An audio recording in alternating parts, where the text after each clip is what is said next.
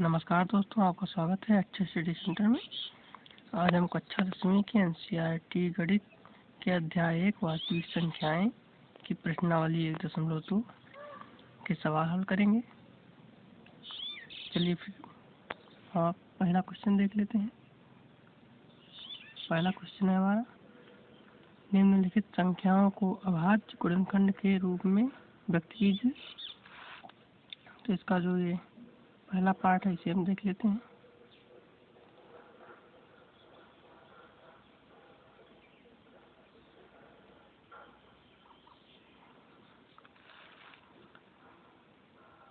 इसका हम अभाज्य गुणनखंड ज्ञात कर लेते हैं। तो अगर हम इसका अभाज्य गुणनखंड ज्ञात करेंगे तो ये आएगा, आप इस तरह से भी ज्ञात कर सकते हैं। यहाँ से आप लिख लीजिए 2 2 और ये 2 गुणे 2 गुणे 5 गुणे 7।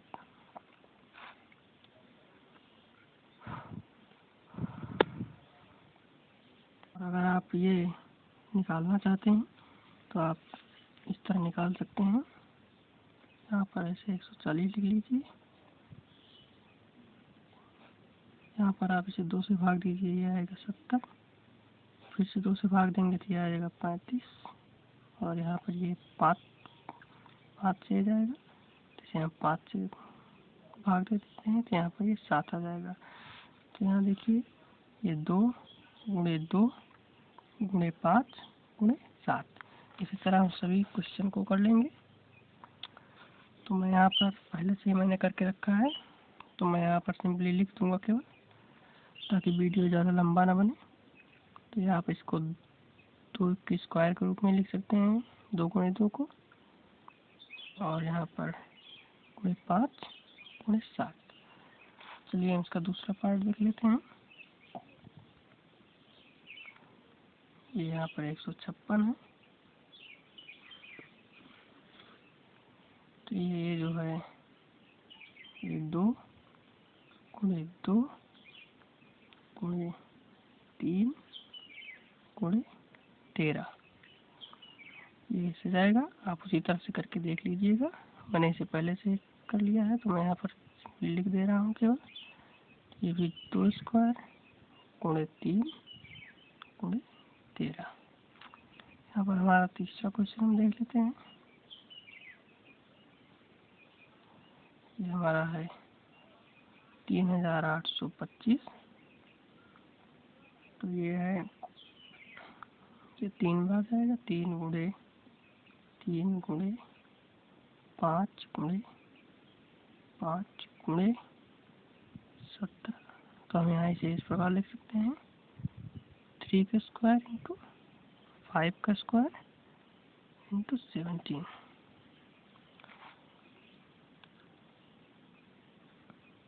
अगला है हमारा 5005।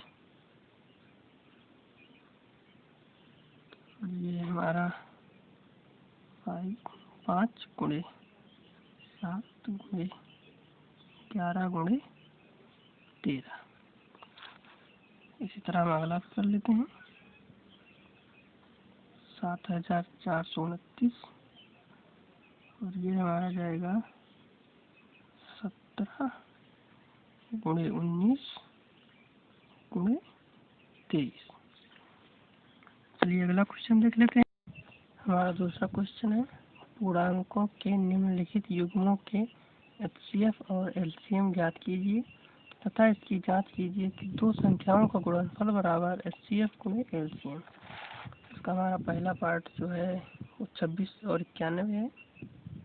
और पहला पार्ट लिख लेते हैं।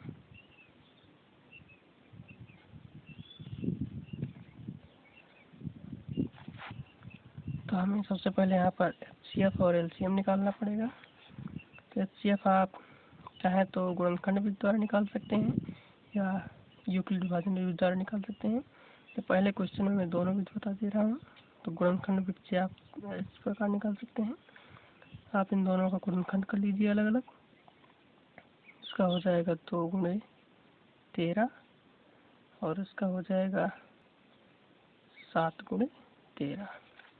तो इन दोनों में जो भी कॉमन होता है वही इसका HCF होता है। तो यहाँ पर ये इसमें भी 13 है और इसमें भी 13 है, इसका HCF 13 हो जाएगा। और यूक्लिड विभाजन से इस प्रकार निकलेगा, यहाँ पर हम 91 लिखते हैं।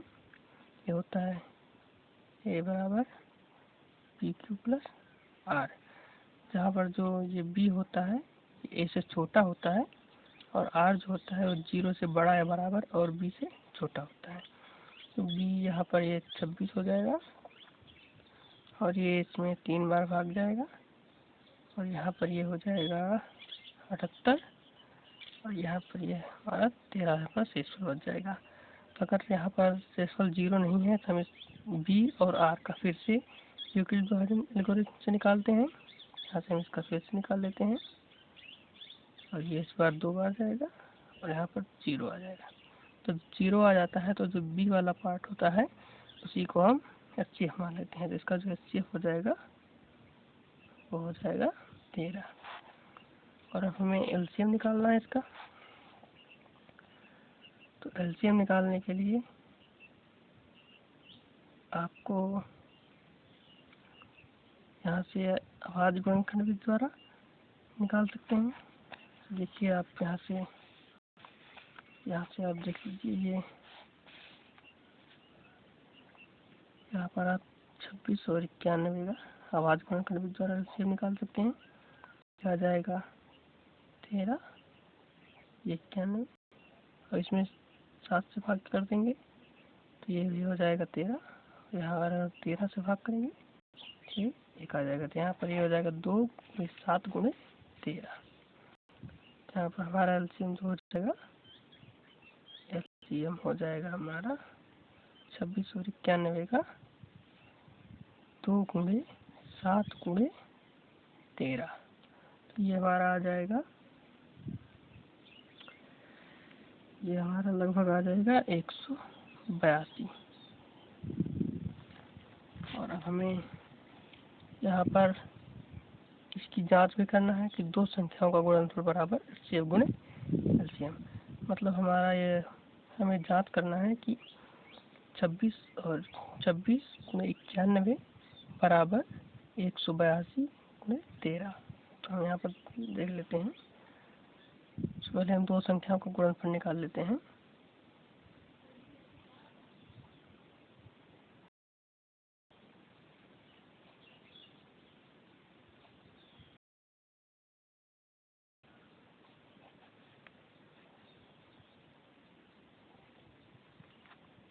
ये यहाँ पर मैंने पहले से गुणा करके रखा है। ये यहाँ पर आ जाएगा लगभग 67। और अब हमें LCM गुणे LCM HCF गुणे LCM भी निकाल लेना है। तो यहाँ पर HCF गुणे LCM कर लेते हैं। यहाँ पर ये 182 गुणे 13, तो ये भी हमारा 2366 आ जाएगा। इसका मतलब कि ये जो क्वेश्चन है वो हमारा सही है। तो चलिए इसका दूसरा पार्ट देख लेते हैं। इसका दूसरा पार्ट है 510 और 92। सबसे पहले हम इसका HCF निकाल लेते हैं। यहाँ से हम इसे यूक्लिड विभाजन एल्गोरिथम से निकालेंगे। यहाँ से 510 92 ये 5 बार जाएगा और यहाँ पर ये 50 बचेगा। तो यहाँ पर 0 नहीं है तो हम इसका और इसका फिर से निकालेंगे। यहाँ पर ये 92 50, ये इसमें एक ही बार जाएगा भाग और यहाँ पर ये 42 शेष बच जाएगा। फिर भी 0 है, फिर से हम निकालेंगे 50, ये भी इसमें एक ही बार जाएगा और शेषफल 8 आ जाएगा। फिर भी 0 है, एक बार और निकालेंगे हम 42, इसमें 5 बार जाएगा और यहाँ पर 2 शेषफल आएगा। हम इसे फिर से निकालेंगे। यहाँ से 8, इस बार हमारा शेषफल 0 आ गया। यहाँ से हमारा HCF 2 हो जाएगा। ये B वाले स्थान पर जो होता है हम इसका एलसीएम निकाल लेते हैं।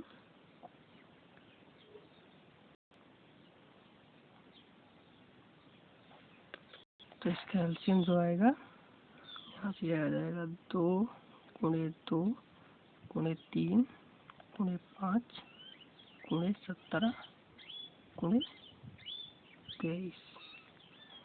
मैंने ये पहले ही करके रखा है, आप लोगों को मैंने बताया था इसे निकालना है।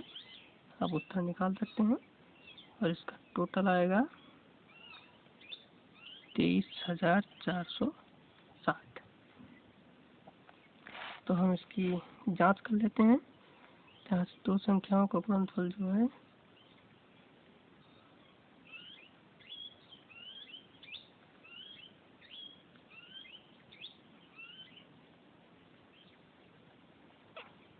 ये हमारा 510 × 92, ये आएगा 46,920।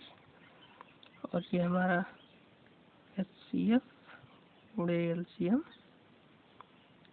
ये हमारा है 23,460 × 2।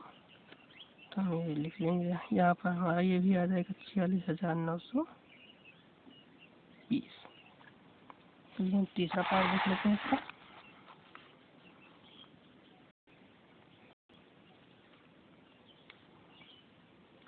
तीसरा पार्ट है 336 और 54। तो हम पहले इसका HCF निकाल लेते हैं। हम जो के साधन से निकालेंगे,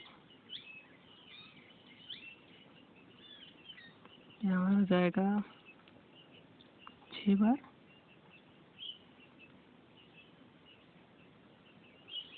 और ये हमारा यहाँ पर आ जाएगा 12। तो यहाँ से फिर से निकालेंगे, हमारा 4 बार जाएगा, यहाँ पर 6 आ जाएगा। एक बार और निकाल लेते हैं और ये हमारा शून्य आ गया, ये हमारा HCF हो जाएगा। हम LCM निकाल लेते हैं।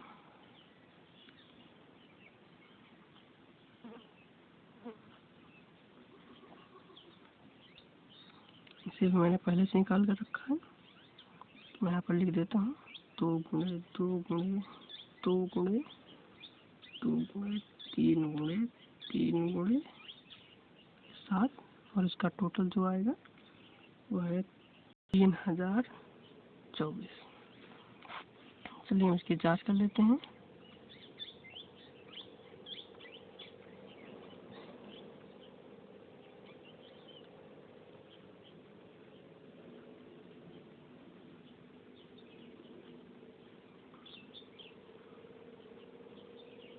इसे मैंने पहले से गुणा करके रखा है, ये आएगा 18,144 और ये HCF × LCM 6 × 3,024, ये भी आएगा 18,144।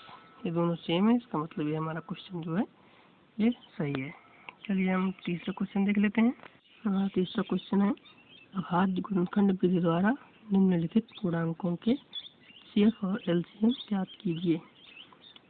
तो हम यहाँ पर पहला देख लेते हैं।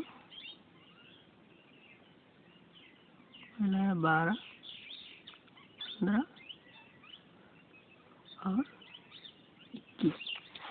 तो मैं यहाँ सबसे पहले हम HCF निकाल लेते हैं।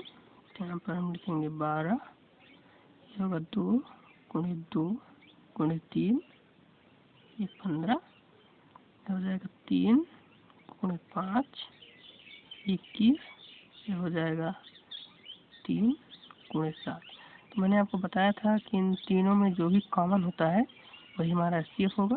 तो इन तीनों में ये 3, इसमें भी 3, इसमें भी 3 कॉमन है, तो हमारा HCF हो जाएगा 3। तो हम इसका LCM निकाल लेते हैं। यहाँ पर हम LCM निकालेंगे।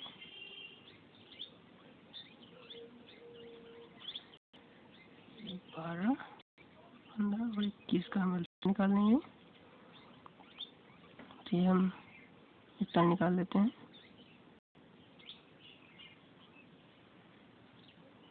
यहाँ से हम 2 से भाग करेंगे, ये 6 आएगा, ये 15 ही रहेगा, 21। फिर से हम 2 से करेंगे, ये 3 आ जाएगा, 15, 21। उसके बाद 3 से करेंगे, 1, इसमें जाएगा, ये 5 आएगा, 7।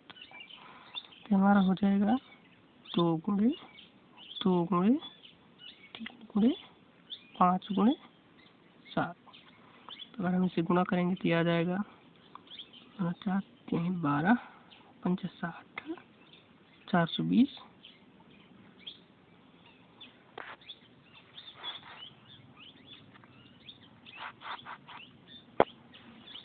चलिए हम सेकंड देख लेते हैं।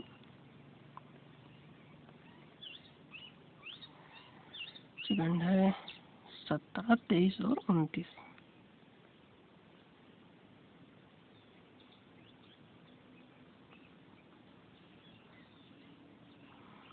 तो ये स्वयं अभाज्य गुणनखंड है। 17 का केवल 1 गुणे 17, इसके अलावा इसका कोई और नहीं है। 23 का भी 1 गुणे 23, और यहाँ 29 का भी 1 गुणे 29। क्योंकि ये अभाज्य संख्याएं हैं, इनका कोई अभाज्य गुणनखंड नहीं है, तो हमारा यहाँ पर 1 के अलावा और कुछ भी कॉमन नहीं है, तो हमारा HCF यहाँ पर 1 हो जाएगा। और हम यहाँ पर LCM निकाल लेते हैं।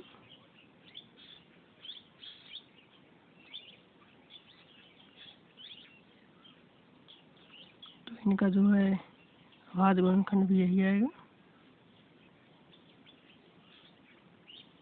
क्योंकि किसी और संख्या से विभाजित नहीं होंगी, एक और स्वयं के अलावा। और इसका गुणनफल आ जाएगा 11,339। चलिए हम इसका तीसरा पार्ट देख लेते हैं। इसका तीसरा पार्ट है 8, 9 और 25। चलिए हम इसका सेट निकाल लेते हैं। 8 से हमारा हो जाएगा 2 गुणे 2 गुणे 2, और 9 हमारा हो जाएगा 3 गुणे 3, ये 25 हो जाएगा 5 गुणे 5।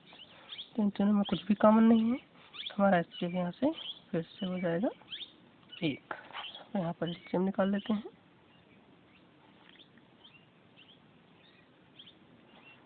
तो हमारा हो जाएगा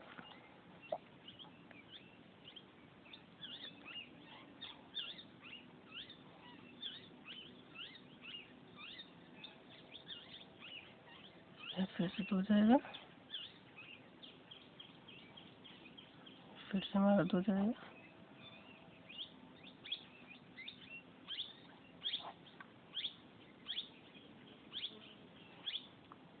ये पूरा ही जाएगा क्योंकि इसमें कुछ भी कम नहीं है।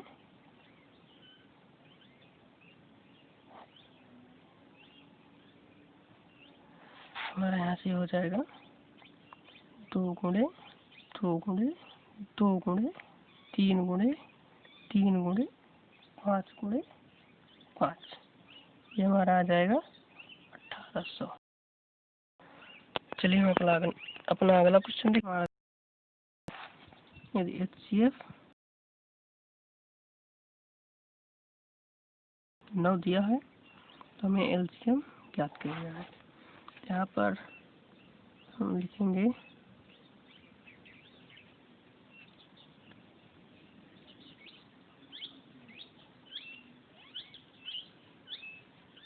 दिया है HCF और 306 और 657 बराबर 9। तो हमें यहाँ पर LCM ज्ञात करना है। तो ये LCM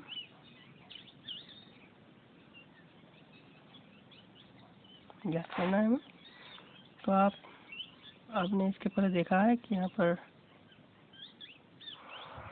तो आपको सूत्र पता होगा, ये होता है HCF गुणे LCM बराबर 2 संख्याओं का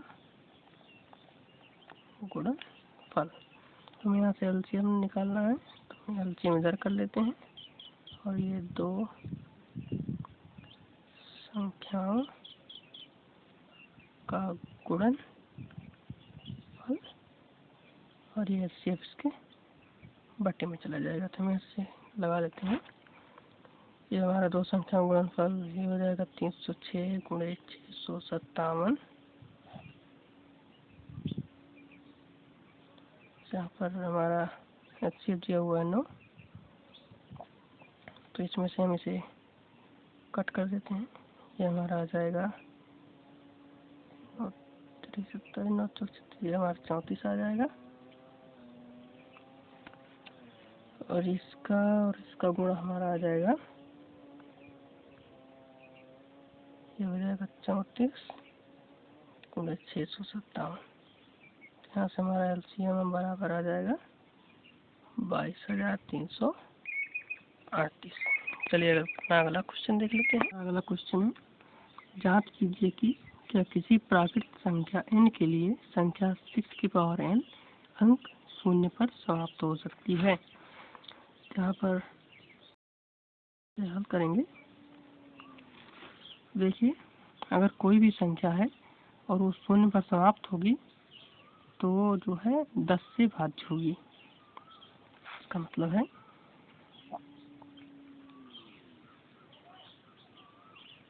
संख्या 6 की पावर n 0 पर समाप्त होगी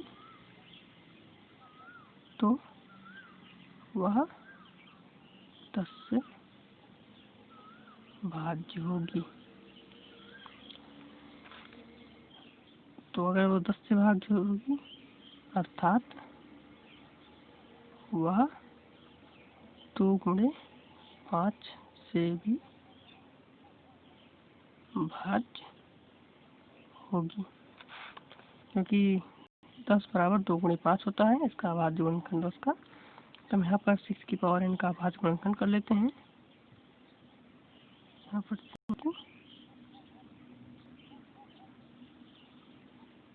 होल पावर में n और ये हो जाएगा 2 की पावर n इंटू 3 की पावर n। यहाँ से इसमें 6 की पावर n के भाज्य गुणनखंड में 2 की पावर n और 3 की पावर n है, लेकिन यहाँ पर 5 नहीं है। यहाँ से लिखेंगे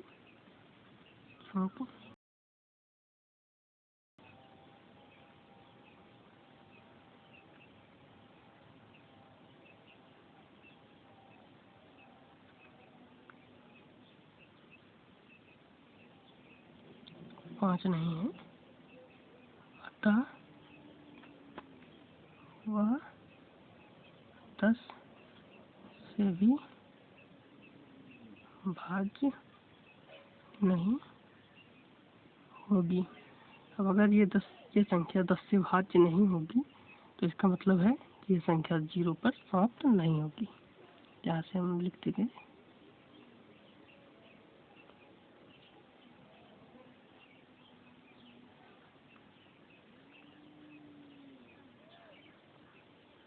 किसी भी प्राकृत संख्या n के लिए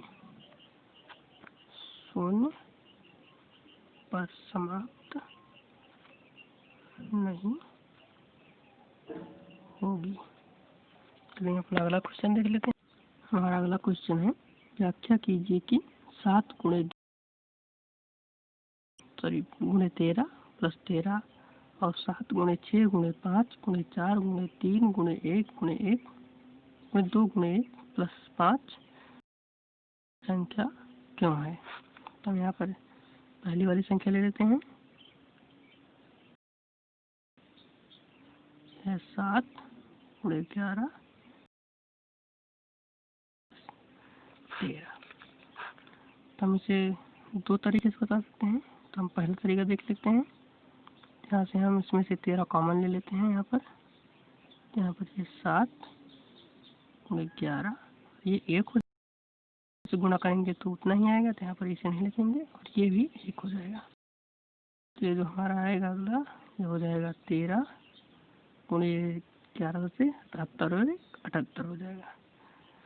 तो इसके जो है यहाँ पर 2 फैक्टर हैं, अर्थात अगर किसी संख्या के एक और उसके अलावा और स्वयं के अलावा किसी अन्य संख्या से विभाजित होती है तो एक भाज्य संख्या होती है, या फिर आप इसे लिख सकते हैं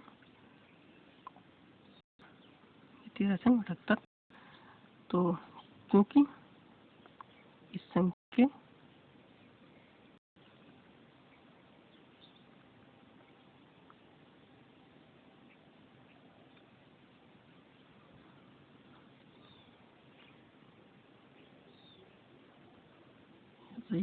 2 से अधिक अभाज्य गुणनखंड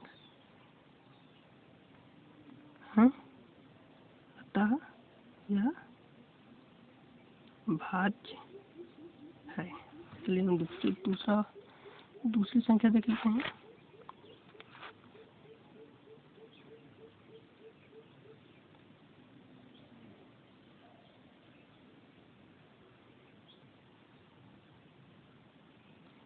तो यहाँ पर इसमें 5 है, यहाँ पर 5 है, तो हम इसमें 5 कॉमन ले लेंगे तो हो जाएगा 7 गुणित 6। सॉरी, यहाँ पर 5 नहीं होगा,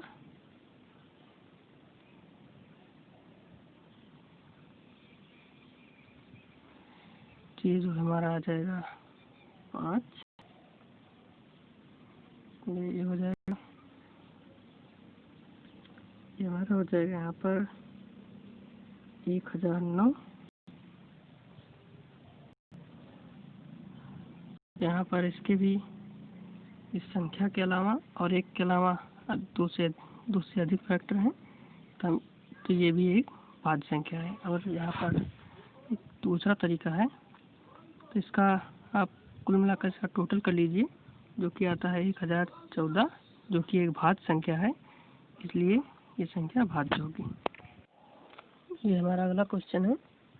ये दूसरी बुक है, इसमें नंबर थोड़ा अलग है, मैं आपको केवल एनसीईआरटी के क्वेश्चन बता रहा हूँ।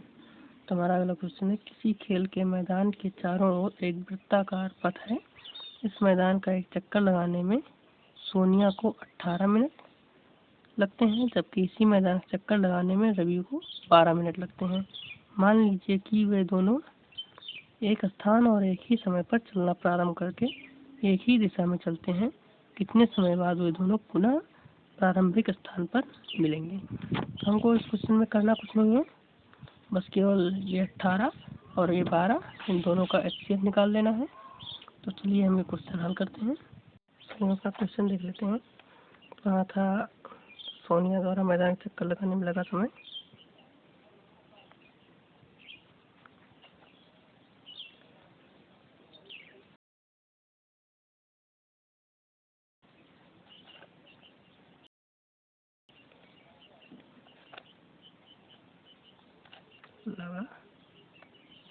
समय बराबर 18 मिनट और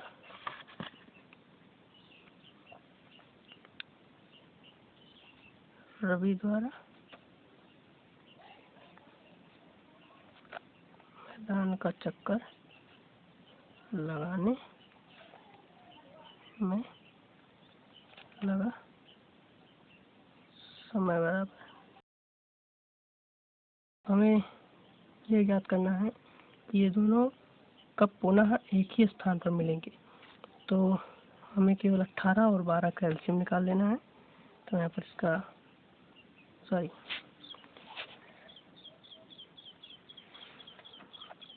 इसका एलसीएम निकाल लेते हैं। हो जाएगा 12, 18। आप चाहें तो गुणन करके उत्तर निकाल सकते हैं।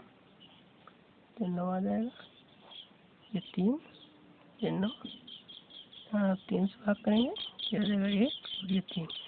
यहाँ पर ये हो जाएगा एलसीएम ऑफ 12 और 18 इक्वल टू 2 गुणे 2 गुणे 3 गुणे 3। ये हमारा आ जाएगा, ये हमारा 36 आ जाएगा।